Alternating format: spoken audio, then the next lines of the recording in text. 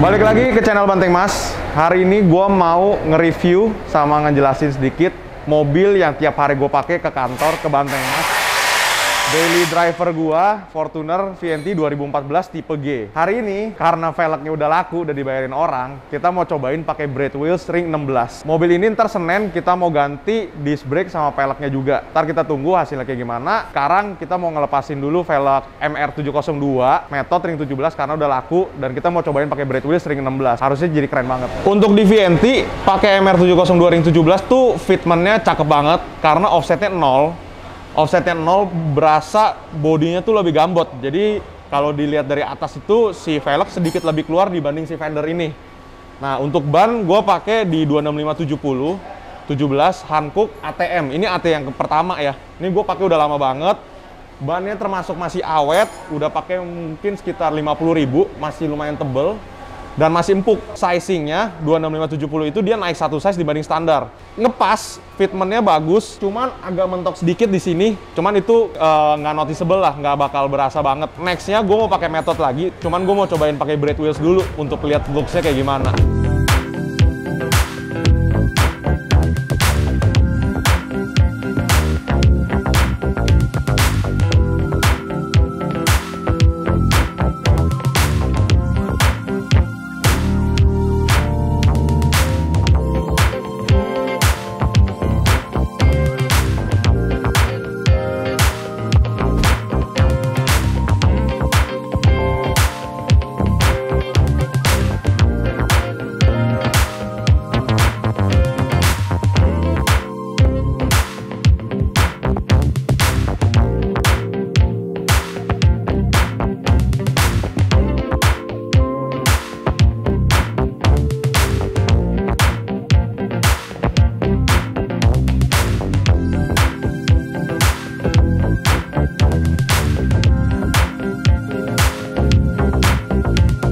Udah kepasang velg Brad Wheels.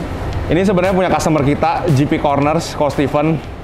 Udah mau minjemin karena sementara mobilnya mau jalan tapi nggak ada velg. Jadi ini kita pakai spek ring 16, lebar 7, offsetnya tuh minus 25. Jadi kalau dilihat, ini lebih keluar dari Method yang tadi, daripada Method MR702. Walaupun lebarnya cuma 7, dibanding sama Method yang lebar 8,5, tetap posturnya dia lebih keluar dibanding yang 702 Method. Untuk ban juga pakai yang lebih lebar, 275/70 16. Jatuhnya untuk diameter sama kayak 205/70, cuman dia lebarnya lebih lebar, dia 275. Kalau Brad Wheels ini sebenarnya banyak dipakai buat di speed off-road ya. Kalau bisa dilihat modelnya pun gaya-gaya agak rally. Ntar Senin kita mau ganti pelek lagi, tungguin hasilnya gimana, sama ntar gue mau jelasin mobil gue udah diapain aja. Oke, setelah pakai pelek dari Brad, kesimpulannya ini pelek keren banget ya. Offsetnya tuh keluar banget nih. Cuman kalau hujan, becek, lihat kotornya langsung kemana-mana. Ya, resiko pakai pelek keren. Yang kedua, kalau mau pakai spek yang ini, kita rekomen buat lift kit. Karena dia sedikit mentok di bagian fender dalam nih, bagian sini. Karena dia shocknya masih standar, masih empuk banget. Jadi kalau kita ketemu tikungan atau sambil ngerem, bodinya kan turun tuh depan. Nah itu gesrot tuh, kena. Kalau di lift kit harusnya udah aman, karena kalau di lift kit itu shock kan agak sedikit lebih stiff ya. Untuk performance dia pasti udah aman. Jadi kalau mau pakai spek yang kayak gini, kita rekomen buat di lift kit. Untuk peleknya karena berat, berasa banget ditarikannya sedikit menurun dibanding pakai Method. Cuman itu nggak jelek juga. Karena kalau di jalanan tol, saya berasanya kalau pakai Brad ini, mobilnya tuh lebih mantep, lebih diem. Dan kalau ketemu lobang, ketemu apa, mobilnya tuh lebih diem ya.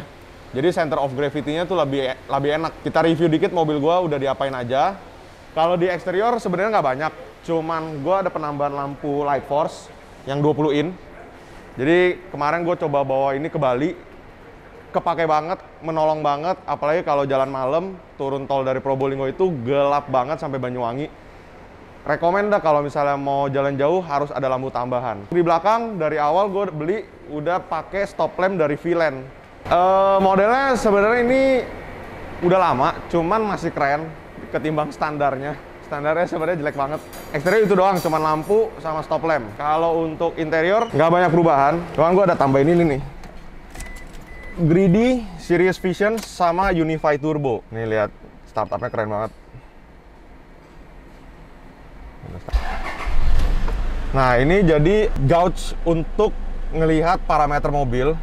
Ini by OBD, jadi kita bisa ganti-ganti. Nah kalau yang sebelah kanan gue settingnya dibuat RPM sama speed yang tengah. Jadi kita bisa rubah-rubah nih. Kita coba rubah nih ya kalau yang tengah. Nah ini kalau ini ngelihat maksimum mobil ini udah topnya di berapa. Ini ada boost sama ini ada speed. Ini misal, oke. Kita coba ganti. Nah kalau ini kan speed nih. Speed kita bisa ganti, misalnya kita mau ganti ke RPM. Ini untuk temperatur. Nah, temperatur 1, temperatur 2. Ini untuk oil pressure. Nah, ini untuk voltmeter. Jadi, ini fuel pressure, oil pressure, oil temperature, water temp, sama ini turbo. Jadi, gauge-nya agak universal. Cuman kalau untuk parameter-parameter seperti oil temperature, oil pressure, sama fuel pressure, kita harus ada penambahan kabel sensor buat ngebaca, karena dari OBD-nya sendiri nggak kebaca. Kita balikin lagi ke speed. Oke, jadi ini sebenarnya berfungsi kalau lu udah nge-tune mobil lebih jauh, lebih maksimal, jadi kita bisa ngebaca mesin kita tuh lagi di berapa sih. Jadi ini buat ngejaga-jaga juga kalau untuk di mesin ya. Nah, untuk mesin sendiri, gue cuman pakai race chip untuk sekarang. Tapi nextnya, minggu depan gue mau ke Rev Engineering buat nge-remap sama pasang GoTrans buat di transmisi. Nah, ntar tunggu minggu depan kita ketemu Kotedi, kita dyno, kita lihat hasilnya jadi berapa. Karena kalau untuk pakai race chip sendiri, sekarang rata-rata HP-nya tuh cuman 200 horsepower yang dari 144. Untuk audio, gue percayain sama tetangga kita, Ko Puji dari Music Art. Jadi gue cuma bilang ke dia, kok gue mau bikin audio simple, budget segini, tapi hasilnya memuaskan. Jadi kalau misalnya lo orang mau upgrade audio yang simple, plug and play, nggak banyak perubahan, bisa tinggal ke Ko Puji, konsultasi, setting budget, langsung dibikinin sama dia. Jadi gue pakai ini two-way dari Jerman, kata Ko Puji, sama udah pakai prosesor dari Pioneer. Jadi udah pakai DSP. Subwoofernya gue pakai Soloberic dari Kicker. Knalpot gue udah ganti HKS dari Thailand. Jadi, nah di VNT lu mesti dengerin, cuman di VNT doang ada suara wastegate-nya.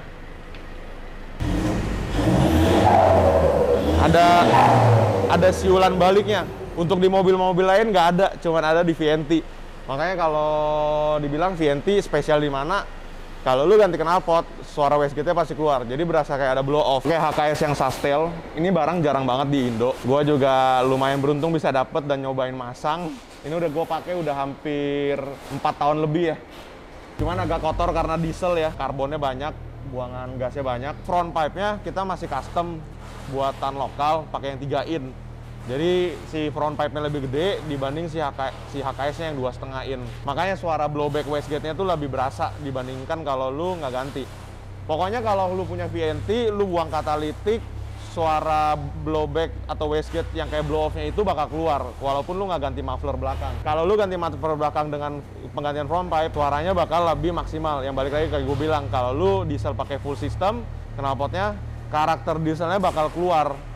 Hari ini mau ganti pakai metode MR314 Black, ring 18, lebar 9, offset plus 18. Kenapa pakai 18? Balik lagi, gue mau ganti disc brake oversize yang harus pakai ring 18. Jadi ukuran si oversize yang ini 347 mm. Lebih gede dibanding yang standar 5 cm. Ntar kita bandingin sama yang standar. Karena dia lebih besar, kalipernya harus digeser, kita harus pakai ring 18 buat compensate si kalipernya geser. Makanya gue langsung mau ganti 18. Bannya gue pakai Hankook, karena dulu pakai Hankook AT1, ini pakai AT2 yang paling baru. Dia lebih smooth dibanding AT1, cuman untuk grip sama untuk handling di hujannya lebih bagus dibandingnya AT1.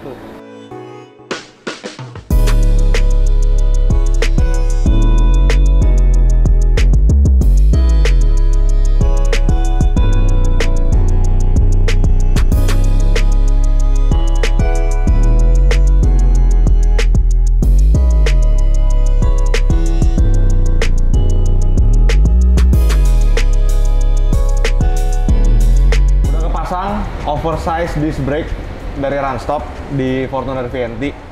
Bisa dilihat, kelihatannya OI banget, nggak ada yang dirubah-rubah, cuman geser kaliper sama pasang disc brake baru.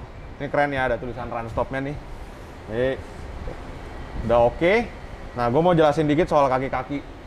Shock sama per gue masih standar, cuman lagi order Profender monotube yang remote reservoir, jadi dia ada tabung. Setelah nyari-nyari, gue akhirnya milih pakai itu. Kenapa? Karena itu shock harganya worth it banget dan udah ada tabungnya. Jadi secara performance jauh lebih bagus dibandingkan monotube yang biasa. Jadi gue belum cobain, cuman harusnya hasilnya akan lebih empuk tapi stabil dibandingkan shock-shock yang lain. Sekarang shock sama per standar, gue cuman pakein stabilizer dari JS1, pakai space arm. Itu gue juga pakai udah lama. Kalau nggak pakai itu berasa banget limbungnya di mobil, berasa goyang banget. Apalagi kalau di tol kita lagi nyalip-nyalip, kita lagi ketemu tikungan, itu berasa banget nggak enak. Setelah pakein JS1 space arm, membaik better sekitar 40%. Jadi kita kalau misalnya mau overtake, mau nyalip, mau apa, jauh lebih pede.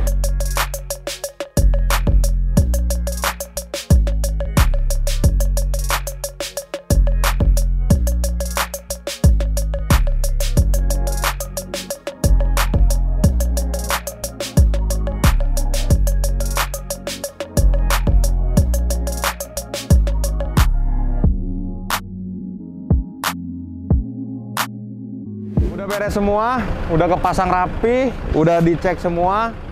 Remnya jauh performance-nya dibanding waktu cuman pakai yang OE spec.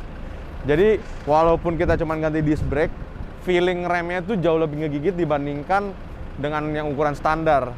Nah, kalau bisa dilihat nih, kenapa gue pilih MR314? Kalau bisa lihat ke dalam nih, disc brake-nya tuh kelihatan banget gede dibanding yang standar. Untuk ban gue masih pakai Hankook lagi. Hankook AT2 ukuran 275 65 18. Nah, ini ET-nya 18, jadi dia nggak terlalu keluar. Kalau bisa lihat dari samping tuh dia rata fender nih. Ya, jadinya rapi banget. Tungguin next minggu depan mau remap di tempat Kotedi, Rev Engineering. Terus sama nunggu shock Profender mungkin abis lebaran nyampe. Nah, ntar tungguin pas instalasi Profender yang monotube remote reservoir. Oke, thank you. See you di episode berikutnya. Mobil udah gue servis total. Jadi kemarin gue ganti oli. Terus untuk di bagian intake sama throttle-nya gue udah bersihin kerak, jadi carbon clean ya. Gue minta bengkelnya ngebongkar semuanya, manifold juga dibongkar, intercooler dibongkar, udah dibersihin semua. Sebenarnya tarikannya udah balik normal nih waktu pakai resip. Jadi sebenarnya tarikannya sempet drop karena mungkin dari kerak-kerak karbon yang kesisa ya. Habis servis udah lebih enak. Nah, cuman karena besok udah ngejadwalin mau remap di Kotedi Rev, kita mau ganti air filternya dulu nih, pakai Sprint filter. Sebenarnya selama pakai yang high airflow kayak KNN, BMC atau Sprint, itu bisa memaksimalkan si remapnya itu sendiri. Jadi kalau misalnya mau remap, prefer mending ganti air filternya dulu. Jadi kalau misalnya kita di high speed, di top RPM, dia punya airflow-nya bakal lebih tinggi. Ini lagi kita cabut race chipnya. Karena besok mau remap, cuman karena si Kotedi lagi full, jadi untuk upgrade transmissionnya pakai GoTrans itu kita pending dulu sampai habis lebaran. Besok gua ke Kotedi, kita tunggu lihat hasil habis remapnya jadinya berapa.